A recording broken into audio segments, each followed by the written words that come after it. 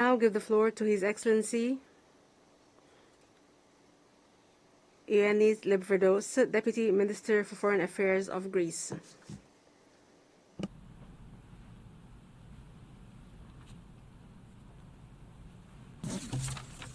Thank you, Mr. President. Your Excellencies, allow me to start by thanking France and the Kingdom of Saudi Arabia for the leadership and for organizing this conference. Greece has, from the first moment, unequivocally condemned the terrorist acts of Hamas and other radical groups that have led the region into a downward spiral of turmoil. We reiterate our call for the immediate and unconditional release of all hostages still being kept by Hamas. Greece maintains a very strong stance against anti-Semitism, and we should continue united in combating anti-Semitism and hate rhetoric. At the same time, we are faced with a direct humanitarian situation in Gaza. Safe, sustainable, and unimpeded delivery of humanitarian aid at scale, as well as unhindered access to water and electricity, must be guaranteed. To this end, we deem that the recent decision of the Israeli government to implement humanitarian pauses in order to deliver humanitarian aid through designated humanitarian corridors, as well as the provision of ample potable water supplies, point to the right direction, proving that constructive dialogue can bring tangible results. Humanitarian aid must not become politicized. Equally, any model of humanitarian aid delivery should be impartial, neutral, effective, and in accordance with the provisions of international humanitarian law. The UN and its agencies have the know-how and can play the central role in this regard. Greece has consistently contributed to UNRWA, to WHO, and to UNICEF for the children of Palestine, while also receiving injured children from Gaza for treatment in Greek hospitals. In this context, it remains very important to support the prospects of a two-state solution as key for the long-term stability and peace in the entire Middle East, especially against the current volatile international environment. However, paving the way for the revitalization of the political process will need a conducive set of conditions. In this regard, I would like to focus on three elements.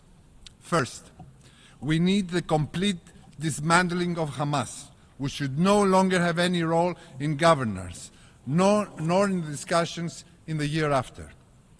In cooperation with international and regional partners, we should assist the role and capabilities of the Palestinian security forces so that they will be in a position to ensure the safety of all parties while also effectively overseeing the enforcement of a permanent ceasefire.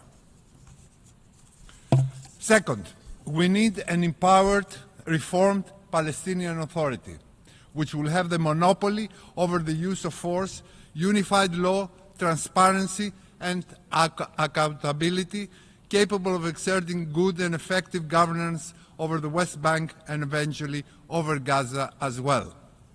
During the first high-level dialogue between the EU and the PA, the European Commission allocated 1.6 billion euros to the PA, helping it address its immediate financial needs.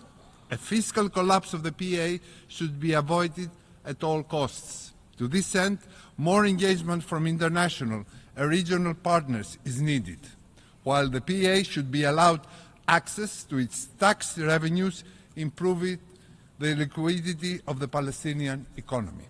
The PA has conveyed so far positive messages regarding its intentions to implement difficult reforms such as the suspension of the prisoner payment scheme.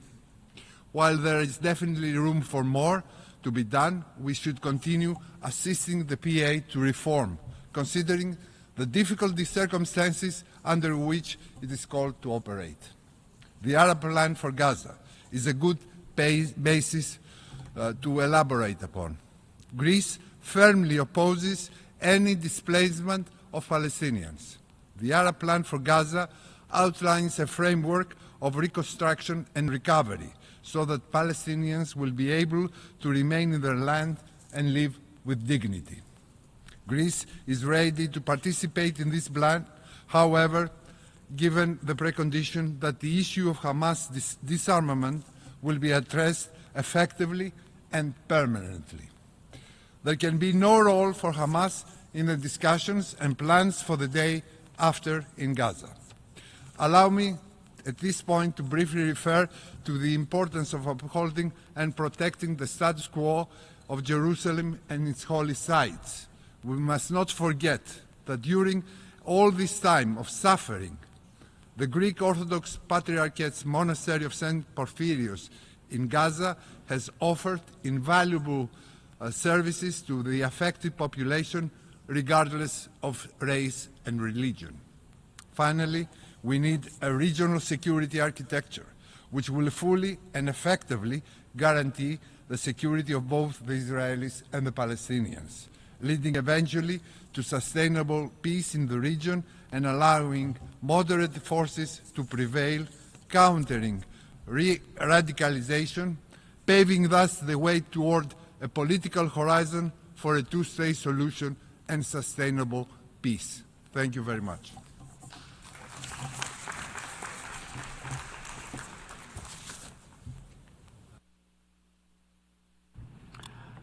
أشكر سعادة نائب وزير خارجية اليونان. Thank the Deputy Foreign Minister of Greece.